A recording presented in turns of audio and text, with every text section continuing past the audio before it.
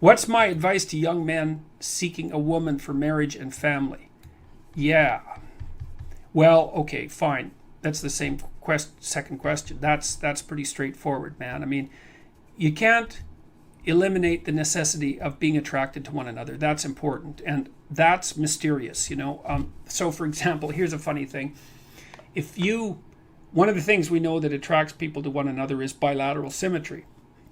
And so if you take men and you rank them by the symmetry of their faces, and then you give the asymmetrical men t-shirts to wear, clean t-shirts for a day, and the symmetrical men clean t-shirts to wear for a day, and then you give the t-shirts to women and you have them rate the odor, the women rate the odor of the symmetrical men as more attractive than the odor of the asymmetrical men. And there are other factors that determine sexual attractiveness that are based on biological factors that are that deeply embedded in terms of smell, for example. So women also tend to not be sexually attracted to the scent of men who have, if I remember correctly, it's Rh factors that would make for potential trouble in childbirth. And often the reason that the women give for not preferring the scent of those men is that they smell too much like their brother, something like that. So there's weird, mysterious things that determine whether or not people are sexually and physically attracted to each other, and I think it's very important that that's part of a marital relationship. The next most important thing is trust, man. It's like there's no marriage that's successful without trust. You've got to tell each other the truth.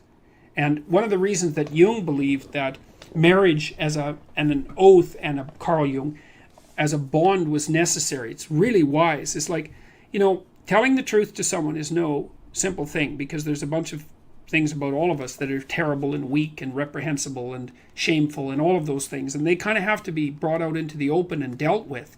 And you're not going to tell the truth about yourself to someone who can run away screaming when you reveal who you are. And so the marriage bond is something like, okay, here's the deal. I'm going to handcuff myself to you, and you're going to handcuff yourself to me. And then we're going to tell each other the truth, and neither of us are going to get to run away.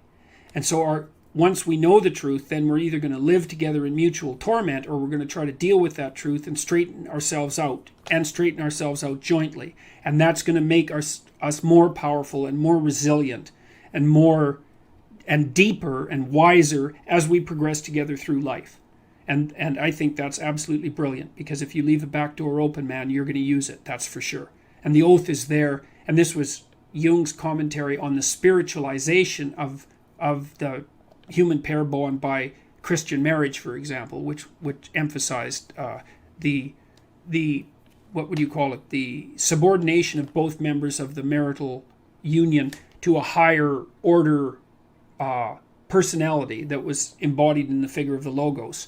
So the idea is that in the Christian marriage, for example, the man isn't the boss and the woman isn't the boss. The boss is the mutual personality composed by the seeking of truth in both of them, and that's conceptualized as their joint subjugation to the Logos. And that is absolutely dead on, man.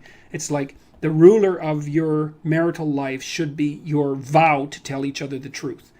Because, like, in hard times during your life, when you've done something stupid and idiotic that might take you down, and you don't have anybody that you can turn to, you know, if you have a partner that you can trust, you can go say, hey, you know, I made a big financial mistake, man, and it's really torturing me, and I feel like a complete idiot, and it's really dangerous. And the person there is going to help you figure out what to do about it. And they're going to know that when they make a stupid mistake, and they're bloody well going to, that they can come and talk to you, and that you guys are going to work your way through it. And that's a big deal. And there's a couple of things our culture gets really wrong, and one is it devalues marriage. That's really a very bad idea, because marriage is like a third of your life, and maybe more. And kids are a third of your life, and your life outside of marriage and kids is a third of your life, you know, approximately speaking. And to miss any of that is a massive, massive mistake. Now, having said that, I will also say that for some people, missing one or more of those is necessary because they have a reason. maybe they're brilliantly creative artists and they need to devote themselves entirely to their career, or they're outstanding in some way, and so they can justify the sacrifice of one part of that triad of being to another part. But generally speaking, it's a very dangerous thing, and it shouldn't be done.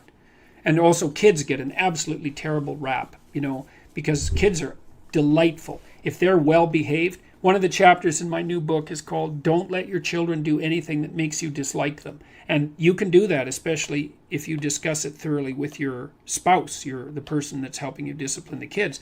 And children are the best company because they're really enthusiastic about everything. They love doing new things. They really love you, so they're happy that you're around. All you have to do is make sure they're not too hot and they're not too cold and they've had something to eat and they're not too tired, and you don't expect them to stay engaged in something for longer than they can manage. Because we used to take our kids when they were little out to restaurants, for example, and they could sit there no problem and behave really nicely when they were 2 and 3, but they couldn't do it for more than about 45 minutes. You can't push your luck. But I also noticed with little kids is that they got antsy and unreasonable about 5 to 10 minutes before the adults did too. It's just the adults were too stupid to notice. The kids would notice right away. So back to marriage. Well, you look for someone that you're attracted to, that you love, and then you look for someone that you can bloody well trust. And then you tell them the truth. And that way maybe you can get through life and you can have someone to weave the rope of your being with and together to make your joint rope stronger, and you can have some continuity in your narrative, and you can have children, and then you can have grandchildren, and like you can have a life, man, and there's nothing. You're so fortunate if you can manage that. And so, okay, so there's that one. So what's my advice to young men seeking a woman for marriage and family? Yeah, well, and also, marry someone you think would be a good mother and that has enough sense, generally speaking, to know that she wants children. Now, some women don't want children, and fair enough. And some women perhaps shouldn't have children.